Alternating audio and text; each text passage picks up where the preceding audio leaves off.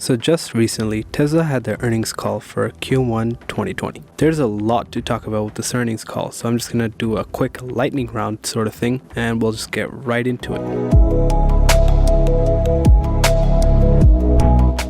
Okay, so starting off, Tesla is profitable. In Q1, this is their first ever Q1 where Tesla is profitable. Yes, the profits aren't that much, actually they're very little, but they did turn a profit, which is the first time for Tesla. So how did they reach profitability? Well, one of the reasons is because the Model Y was profitable. You heard that, profitable. Never before was a product in Tesla's lineup early and profitable in the beginning. The Model 3 was the last product that was very late, and it didn't actually turn a profit for a long time. It took a few quarters before the Model 3 actually started making a good profit.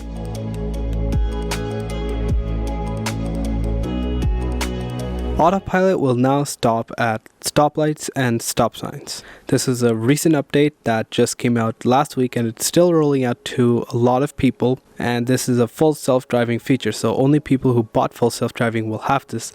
And the reason Tesla actually launched this is because they want to train the neural net. The next update that will be coming later this year is going to be turning on city streets. That is going to be an impressive update. Elon also said that a subscription model might actually be coming later this year, so that is very good news for those people who actually can't afford it.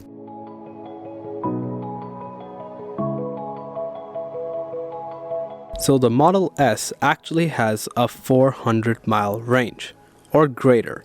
See, the thing is, the EPA left the car door open with the key inside overnight, which, because they left the door open and the car keys inside, the car basically was looking for a driver the entire night, which drained about 2% of power. Now, if you do the math, that's about 399 miles, but I'm pretty sure with just a little bit more tweaking, they can easily get 400 miles out of that battery pack.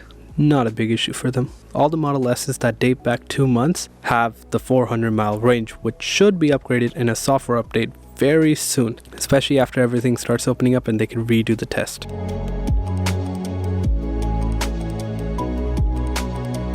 The Model Y has a different underbody casting to the Model 3. The Model 3 has, I think, about 70 parts. The Model Y only has 2. And they want to reduce that to 1. The advantage would be that the car is going to be less complex, it's going to have less weight, it's going to be more efficient, so it'll give you a bit more range, and it's going to save money on manufacturing. Big improvements.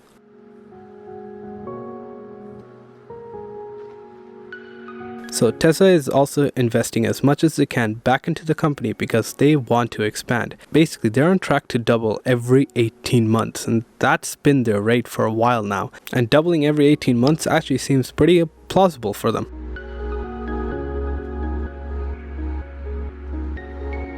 They have gained so much demand that a lot of people want the cars, and they've actually started fulfilling some of that demand, and because of that, they actually produced a profit in Q1. Even with all of this going on, Q2 is going to be an entirely different story, but Q1, pretty good, and the stock actually soared about 9% after hours, so obviously that is good news. So this is one thing that isn't really taken into account: ZEV credits. They're basically credits that Tesla has that they sell to other automakers for money. It's pretty simple. All other automakers need some ZEV credits. They're basically credits for producing electric vehicles, and because most of the other manufacturers don't produce any, Tesla only produces electric vehicles, so Tesla has so many of them and they can just sell them out to other manufacturers. So this is another revenue stream for Tesla, which should help them financially during this pandemic. So this update really only applies to people in China, really. China has this new incentive, and basically it excludes Tesla. So the equivalent price is about 42,000, I believe, and a Tesla in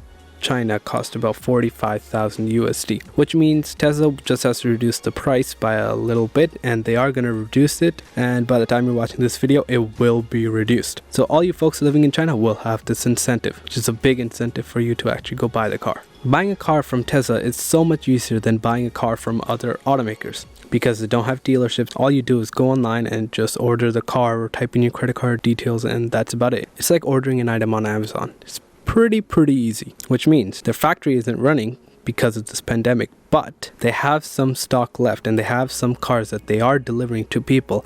And to deliver them, they are implementing this touchless delivery process, which is super effortless, and people are really happy about it, and that is how they can still deliver their cars, which means Q2 might not be as bad as some people think.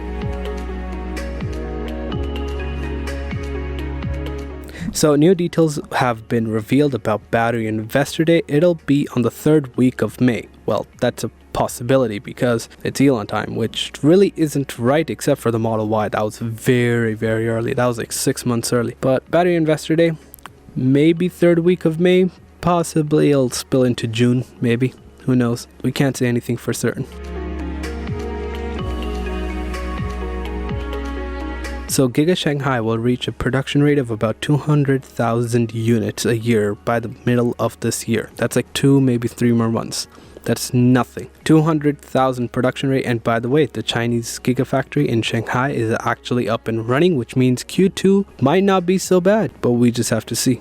So another update that Elon gave was Tesla wants to enter the HVAC market. He really wants to make HVAC systems for homes. They'll be hospital grade systems that would purify the air, take away pollutants, fungi, diseases, viruses and whatnot, and it would actually give water, so basically like a dehumidifier, and possibly heat that water for your use. It should be really, really efficient. So he wants to get in that market, and if he decides to do something, he is gonna do it well. Like really well, basically beating the competition in every category possible, and it'll be much cheaper than those options too. So Cybertruck is going to be delayed to 2021, which you would have already known if you've seen any of the tweets, but yeah, that's a small little update. We knew it was going to be delayed. It's a commercial vehicle.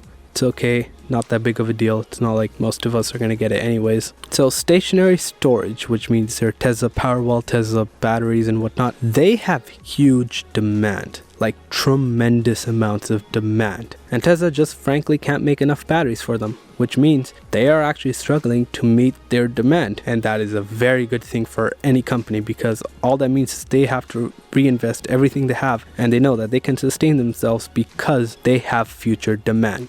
So that's pretty much been it. So this was kind of like a lightning round, but I don't know. I think it was pretty good. So if you liked this video, drop a like down below. And you know, how's my new intro, by the way? I don't even think I even said that. So thank you for watching. Hope you enjoyed this one, and I'll see you later. Peace.